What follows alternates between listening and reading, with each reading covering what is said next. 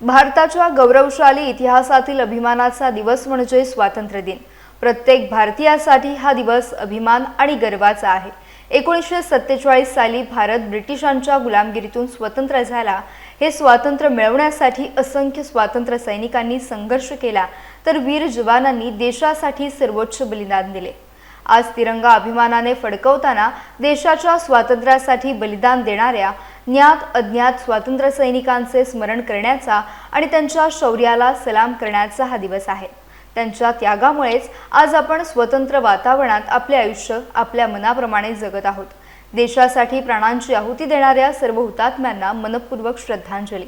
80व्या स्वातंत्र्य दिनाच्या सर्व नागरिकांना तसेच वीर जवानांच्या कुटुंबियांना हार्दिक शुभेच्छा। पुढील बातमीपत्राकडे ते आधी पाहूयात हेडलाईन्स। देशाच्या 80व्या स्वातंत्र्य दिनाच्या पूर्वसंध्येला नातूवाडी धरण तिरंगी विद्युत रोषणाईने उजळले। धरणाच्या 3 दरवाजातून कोसळणाऱ्या जलप्रवाहावर विशेष रोषणाई। नवी मुंबई महानगरपालिका मुख्यालय तिरंगी विद्युत रोषणाईने उजळून निघाले। मनपा मुख्यालयाने वेधले नागरिकांचे लक्ष। खेड तालुक्यात आंबवली देऊळवाडी परिसरात बिबट्याचा वावर। घराच्या परिसरात बिबट्या सीसीटीव्ही मध्ये कैद। आणि रत्नागिरी प्रशासनाच्या ताफ्यात 3 नवी वाहने। पालकमंत्री उदय सामंत यांच्या हस्ते हस्तांतरण। गतिमान प्रशासनाला नव्या वाहनांचे बळ।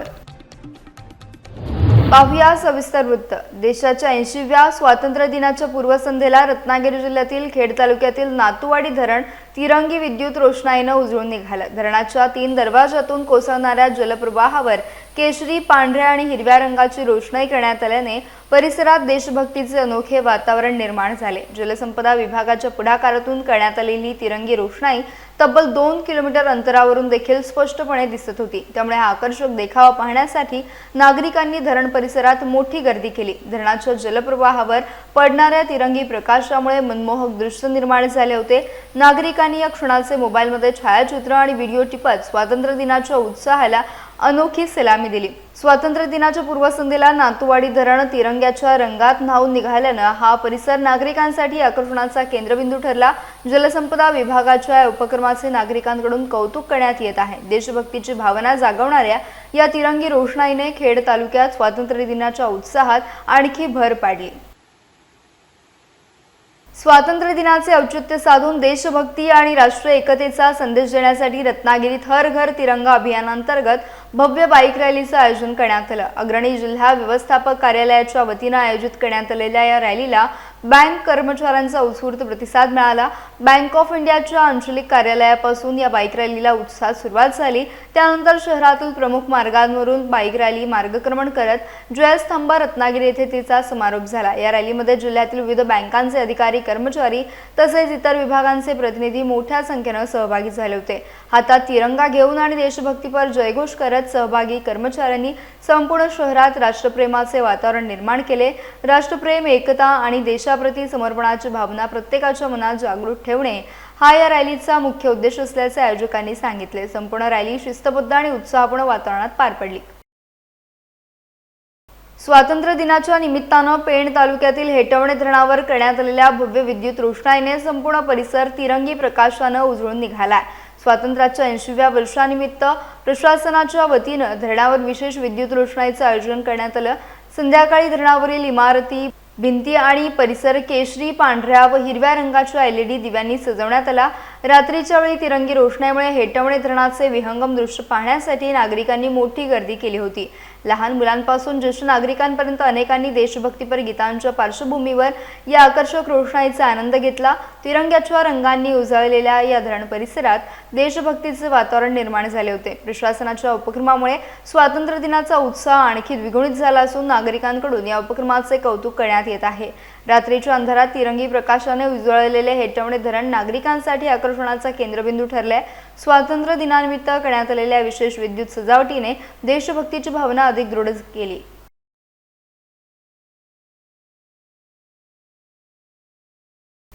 भारताच्या 80व्या स्वातंत्र्य दिनाच्या पार्श्वभूमीवर नवी मुंबई महानगरपालिका मुख्यालय तिरंगी विद्युत रोषणाईने उजळून निघाले आहे। भगवा, पांढरा आणि हिरवा अशा तिरंग्याच्या रंगांनी सजलेल्या मनपा मुख्यालयाचे रूप नागरिकांचे लक्ष वेधून घेत आहे।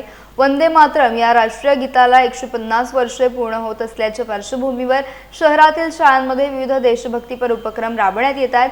त्याचबरोबर केंद्र सरकारच्या घरोघरी तिरंगा अभियानांतर्गत नवी मुंबई महानगरपालिकेच्या 8ही विभाग कार्यालयांमध्ये विशेष कक्ष सुरू करण्यात आले आहेत। या कक्षांमध्ये नागरिकांना अवघ्या 10 रुपयात राष्ट्रध्वज उपलब्ध करून देण्यात येत आहे। नागरिकांनी 9 ते 17 ऑगस्ट दरम्यान आपल्या घरावर तिरंगा फडकवून घरोघरी तिरंगा अभियानात उत्स्फूर्तपणे सहभागी व्हावे असे आवाहन महापौर सुजाता पाटील आणि मनपा आयुक्त डॉक्टर कैलास शिंदे यांनी केले। स्वातंत्र्य दिनाच्या निमित्तानं करण्यात आलेल्या आकर्षक तिरंगी रोषणाईमुळे नवी मुंबई मनपा मुख्यालय देशभक्तीच्या रंगात न्हाऊन निघाले असून शहरात स्वातंत्र्य दिनाचा उत्साह पाहायला मिळत आहे। रत्नागिरी जिल्ह्यातील खेड तालुक्यात आंबवली देऊळवाडी परिसरात बिबट्याचा वावर असल्याचं समोर आलंय। देऊळवाडीतील एका घराच्या परिसरात मध्यरात्री बिबट्या फिरताना सीसीटीव्ही कॅमेऱ्यात कैद झालाय। ही घटना 12 ऑगस्ट रोजी मध्यरात्री सुमारे 2 वाजण्याच्या दरम्यान घडल्याची माहिती आहे। घराच्या परिसरात बिबट्याचा वावर सीसीटीव्हीमध्ये कैद झाल्यानं स्थानिक नागरिकांमध्ये भीतीचं वातावरण निर्माण झालंय। मध्यरात्रीच्या वेळी बिबट्या मानवी वस्तीच्या जवळ आल्याने नागरिकांमध्ये चिंता वाढली आहे। या घटनेमुळे आंबवली देऊळवाडी परिसरातील नागरिकांमध्ये सतर्कतेचं वातावरण आहे।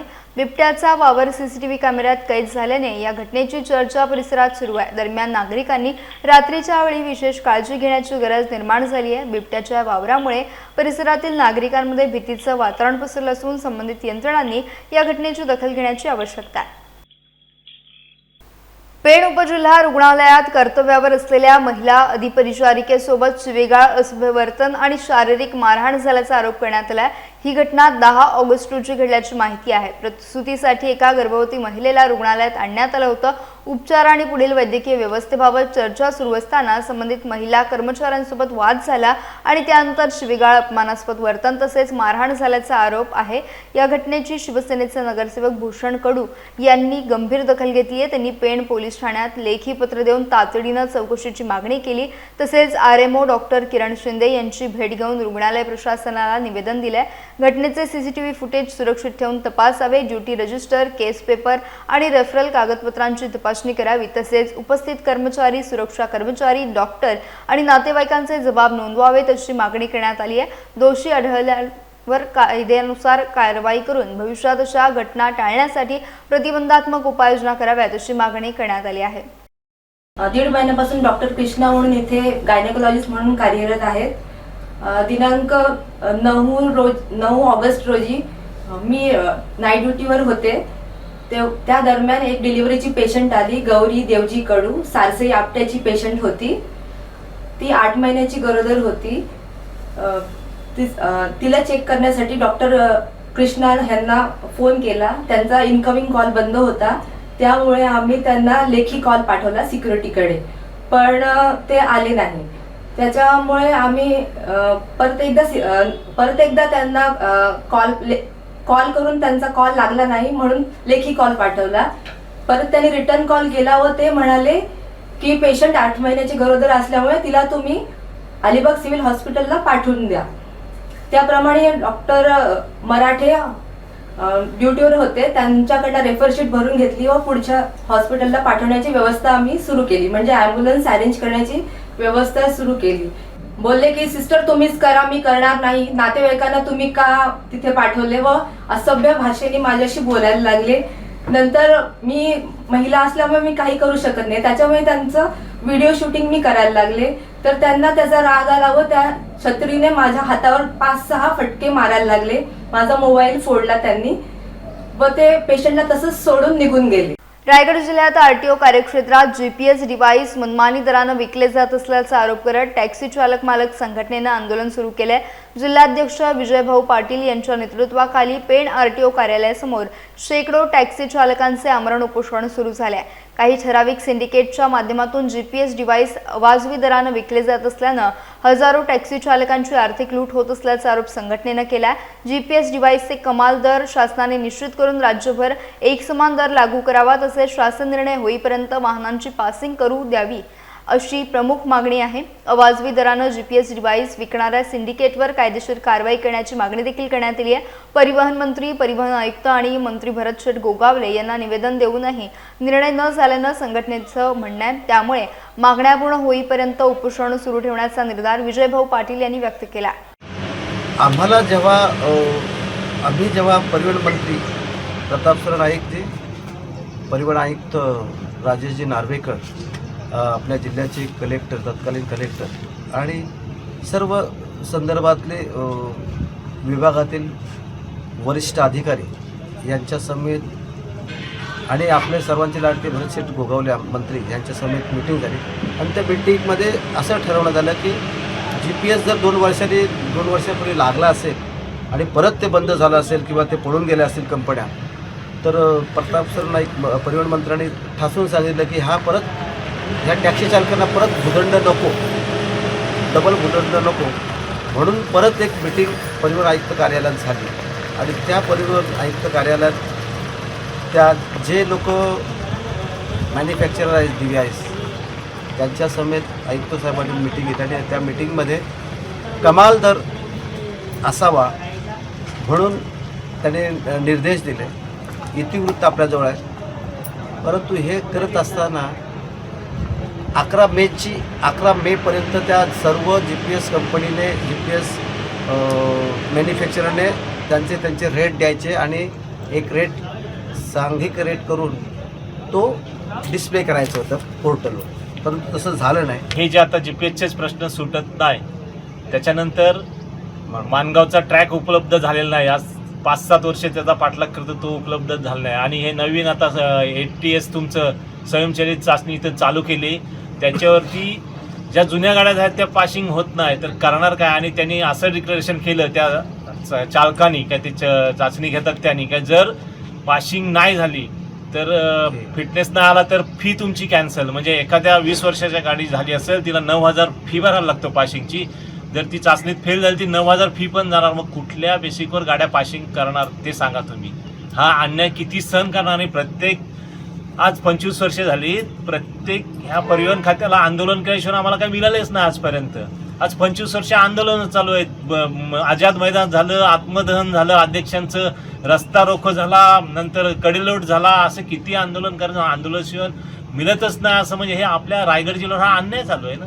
ह्याच्यासाठी सरकारने लक्ष देतात, आश्वासन देतात, आश्वासनाची पूर्तता होतच नाही। स्वतः मुख्यमंत्र्यांनी दिलेले शब्द हे अधिकारी पाळत नाहीत किंवा अधिकारी मुद्दामून कानडोला करतात आणि हे GPSचा संबंध झाला तर हे दुसरे लोक आहेत म्हणजे जे एजन्सी आहेत, हे एजन्सीचं रॅकेट आहे, त्यांचं सगळे लोटे काहीतरी दिसतात म्हणून हा प्रॉब्लेम वाढत चालला आहे आणि प्रश्न सुटत नाही। तर प्रश्न न सुटल्यामुळे आज उपोषणाला बसलेलो आहोत आणि आम्ही आता निर्णय घेतल्याशिवाय इथून उठणार नाही। गुहागर दिवाणी न्यायालयाचे दिवाणी न्यायाधीश तथा प्रथम वर्ग न्यायदंडाधिकारी प्रतीक कपाडिया यांची दिवाणी न्यायाधीश वरिष्ठ स्तर म्हणून निवड झाली आहे। गुहागर येथे कार्यरत असताना त्यांनी अत्यंत उत्कृष्टपणे काम पाहिले। त्यांच्या न्यायप्रिय आणि कौतुकास्पद कार्यपद्धतीची दखल घेत त्यांची आता वरिष्ठ स्तरावरील दिवाणी न्यायाधीश म्हणून निवड करण्यात आली आहे।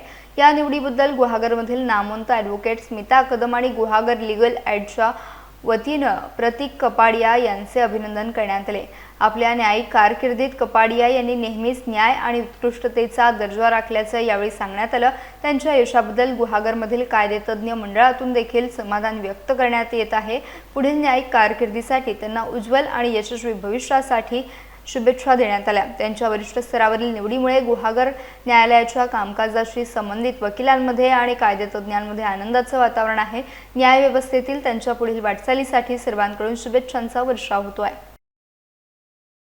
रत्नागिरी जिल्हा प्रशासनाच्या ताफ्यात 3 नव्या वाहनांची भर पडली आहे। गतिमान प्रशासन तथा अल्पकालीन व्यवस्थेचे बळकटीकरण या विशेष योजनेअंतर्गत प्राप्त झालेली ही वाहने पालकमंत्री डॉक्टर उदय सामंत यांच्या हस्ते जिल्हा प्रशासनाला हस्तांतरित करण्यात आली। या वाहनांमध्ये एक टोयोटा फॉर्च्युनर आणि 2 टोयोटा इनोव्हा क्रिस्टा वाहनांचा समावेश आहे। महसूल मंत्री चंद्रशेखर बावनकुळे यांनी विशेष बाब म्हणून ही वाहने खरेदी करण्यासाठी परवानगी दिली होती। जिल्हा प्रशासनाच्या ताफ्यात ही नवीन वाहने दाखल झाल्यानं प्रशासनाच्या कामकाजाला आणि आपत्कालीन व्यवस्थेला बळ मिळणार आहे। वाहन हस्तांतरणाच्या कार्यक्रमाला जिल्हाधिकारी मनोज जिंदल, निवासी उपजिल्हाधिकारी चंद्रकांत सूर्यवंशी, अपर जिल्हाधिकारी भाऊसाहेब गलांडे, प्रांत अधिकारी जीवन देसाई, नगरसेवक बंड्या साळवी, जिल्हा परिषद सदस्य बाबू म्हाप यांच्यासह अन्य मान्यवर उपस्थित होते। पालकमंत्री डॉक्टर उदय सामंत यांच्या हस्ते वाहनांचे औपचारिक हस्तांतरण करण्यात आले। जिल्हा प्रशासनाच्या ताफ्यात नव्या वाहनांची भर पडल्याने गतिमान प्रशासन आणि आपत्कालीन परिस्थितीत कार्यक्षमता वाढण्यास मदत होणार आहे। मुस्लिम समाजाला मिळणाऱ्या विविध सरकारी योजनांच्या लाभावरून मंत्री नितेश राणे यांनी इम्तियाज जलील यांच्या भूमिकेवर टीका केली आहे। कुंभमेळ्याच्या नावाने हिंदू धर्माची बदनामी केली जात असल्याचा आरोप करत त्यांनी हज यात्रा आणि मशिदींना मिळणाऱ्या देणग्यांवर देखील प्रश्न उपस्थित केले। किती फायदा द्यायला पाहिजे ह्याला पण काही मर्यादा असला पाहिजे असं मताचा मी आहे आणि म्हणून त्यांना कदाचित चुकीची काय माहिती इम्तियाज जलीलजींकडे गेली असेल की फायदाच भेटत नाही। मग आजूबाजूला प्रत्येक योजनेमध्ये केंद्र आणि राज्य सरकारचं अन्यवेळी मोदी नको असतात, पण मोदी साहेबांचे सगळे योजना चालतात, सगळ्याचे फायदे घ्यायचे असतात। एका घरामध्ये राज्य आणि सरकारचे दोन्ही भारतीय जनता पक्षाचे योजनांचे सगळे लाभ घेण्याचे सगळे विषय सुरू असतात, पण मतदानाच्या वेळी आम्हाला आमचा धर्म आठवतो अशी भूमिका घेणारे काही ह्याच्यातले लोक आहेत, तर ते पहिलं त्यांनी बंद करावं। आणि कुंभमेळ्याचे उगाच ही जे काही बदनामी सुरू आहे ना, मग हज यात्राच्या निमित्ताने आम्ही काही विषय काढायचे का? ह्या हज यात्रामध्ये सगळ्यात काय चांगल्या गोष्टी होतात का? महिलांच्या बाबतीमध्ये काही ज्या तक्रारी कानावर येतात त्याही चुकीच्या आहेत का? नेहमी फक्त हिंदू धर्माला बदनाम करावं ही जी अगर कोणाची भूमिका असेल ना, तर मग आम्ही हज यात्रा किंवा विविध मस्जिदीमध्ये जे काही डोनेशन दिले जातात त्याही बाबतीमध्ये मग आम्हाला चिरफाड करायला लागेल। रायगडमध्ये काँग्रेसच्या वतीनं संविधान बचाव आंदोलन करत काँग्रेसचे राष्ट्रीय अध्यक्ष मल्लिकार्जुन खरगे यांच्या उत्तराखंडमधील सभेनंतर काही संघटनांकडून करण्यात आलेल्या कथित शुद्धीकरणाच्या प्रकाराचा तीव्र निषेध व्यक्त केला। महाराष्ट्र प्रदेश काँग्रेसचे अध्यक्ष हर्षवर्धन सपकाळ यांच्या मार्गदर्शनाखाली झालेल्या आंदोलनात काँग्रेसचे पदाधिकारी आणि कार्यकर्ते मोठ्या संख्येने सहभागी झाले। जिल्हाध्यक्ष राजाभाऊ ठाकूर यांनी संविधानातील अनुच्छेद 14 आणि 15चा दाखला देत समानता आणि भेदभावमुक्त समाज व्यवस्थेचे महत्त्व अधोरेखित केले। कोणत्याही व्यक्तीच्या उपस्थितीमुळे एखाद्या ठिकाणचे शुद्धीकरण करणे ही कृती संविधानाच्या मूलभूत मूल्यांशी विसंगत असल्याचं त्यांनी सांगितलंय। अशा घटनांमुळे सामाजिक सलोखा आणि बंधुभावाला धक्का पोहोचत असल्याची टीका करण्यात आली आहे। घोषणाबाजी करत काँग्रेस कार्यकर्त्यांनी निषेध नोंदवला। आपल्याला माहितीच आहे, थोड्या दिवसांपूर्वी आमचे आदरणीय नेते अखिल भारतीय काँग्रेस कमिटीचे अध्यक्ष आदरणीय खरगे साहेब यांचा उत्तराखंड इथे फार मोठी सभा झाली, परंतु ती सभा झाल्यानंतर काही संघटनांनी जे आता बघा आपल्याला माहिती आहे देशामध्ये काय परिस्थिती आहे, त्या संघटनांनी त्या तिथे शुद्धीकरण केलं।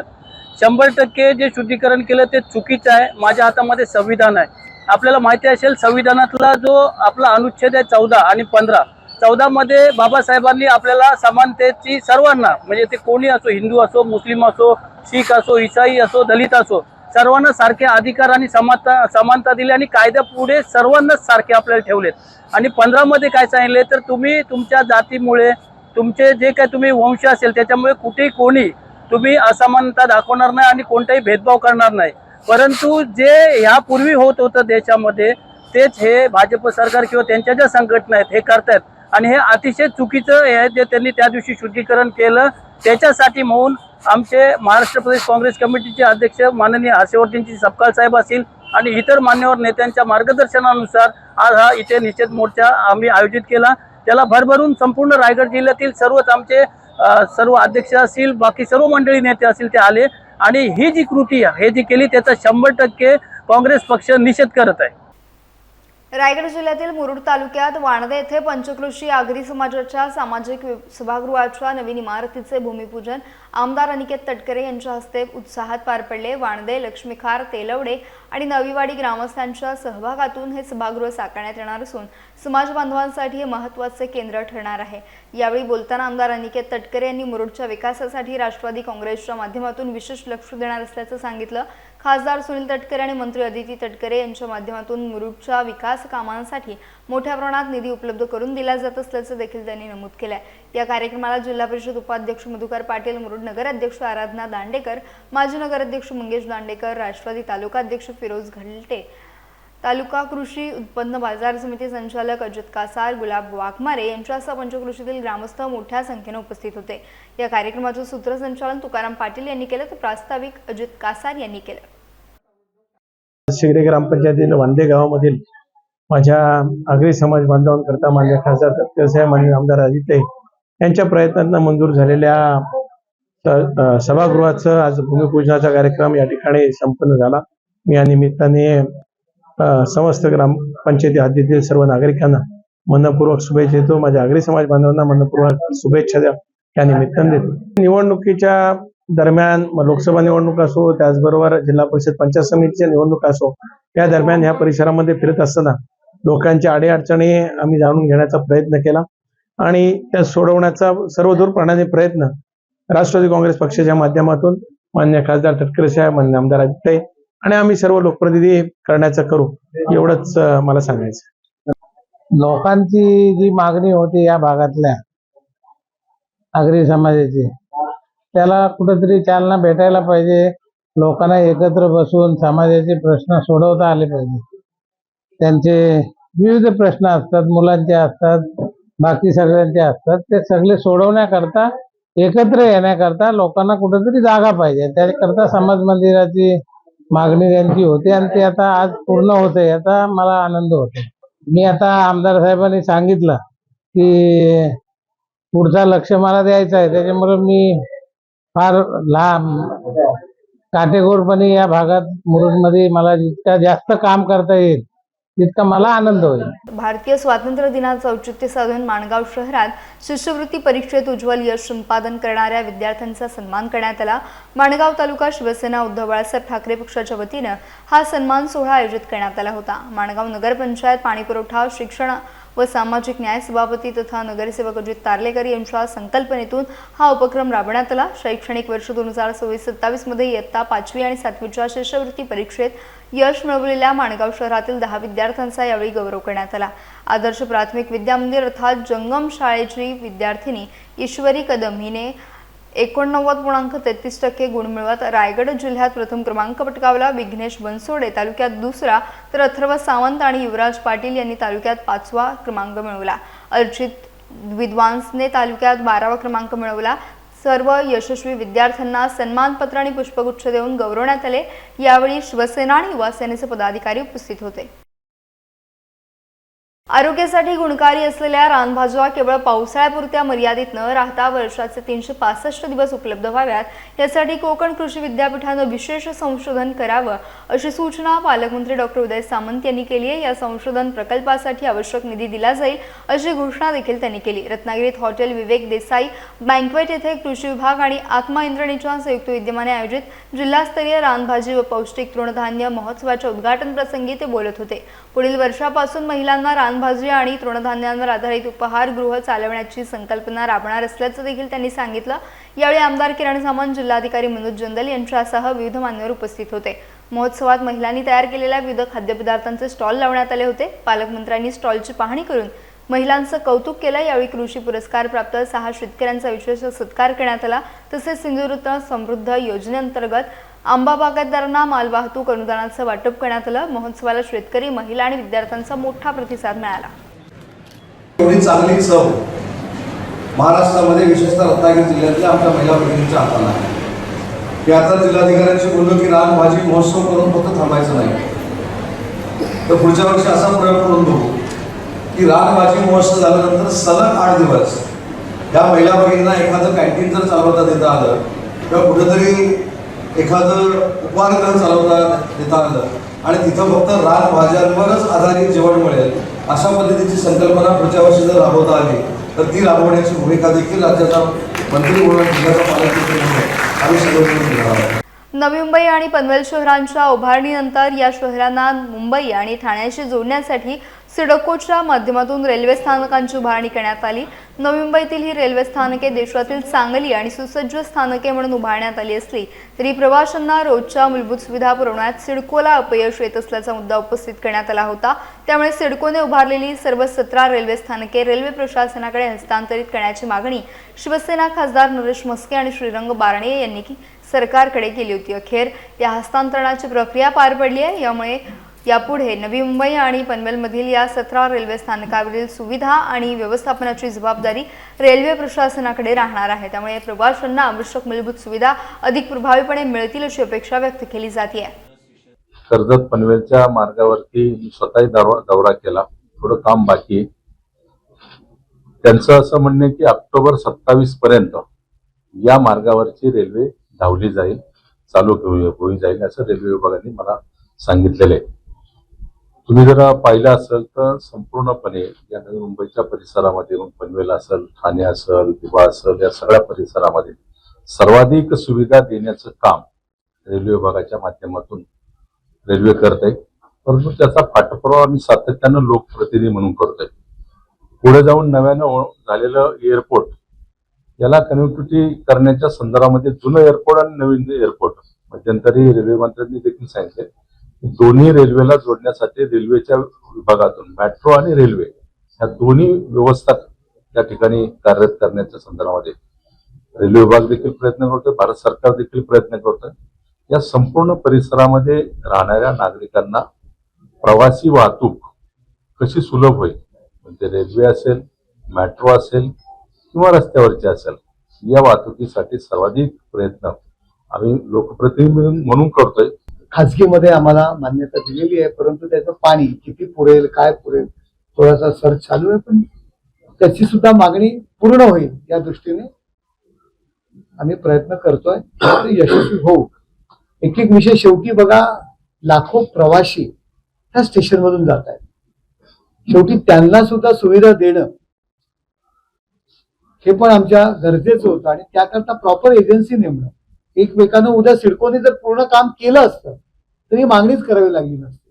आज तुम्हीच लोक प्रत्येक वेळी बाबा खालच्या लाद्या तुटल्यात, फ्लोरिंगचं काम होत नाहीये, जिने तुटले, शौचालय घाणेरडी आहे ती तुटलेली आहेत, लाईट नाहीये, सिडको म्हणणार रेल्वे लावल, रेल्वे म्हणणार, या सगळ्या ह्याच्यामध्ये यंत्रणा संगनमत नसल्यामुळे कामं होत नव्हती। साफसफाई थोडीफार होत होती, ती पण काय होत होती तुम्हाला सगळ्यांना माहिती आहे, पावसामध्ये काय परिस्थिती। कोण प्रत्येक जण जबाबदारी, शेवटी कोणीतरी एकाने जबाबदारी घ्यायला पाहिजे।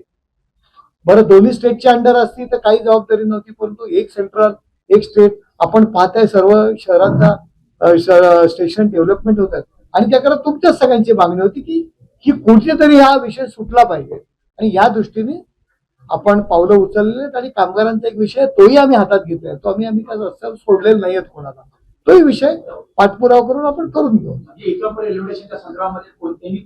आता यासह बातमीपत्रात वेळ झाली इथेच थांबण्याची, भेटूयात नवीन बातमीपत्रासह। तोपर्यंत तुम्ही कुठेही जाऊ नका, पाहत राहा फक्त माझे कोकण।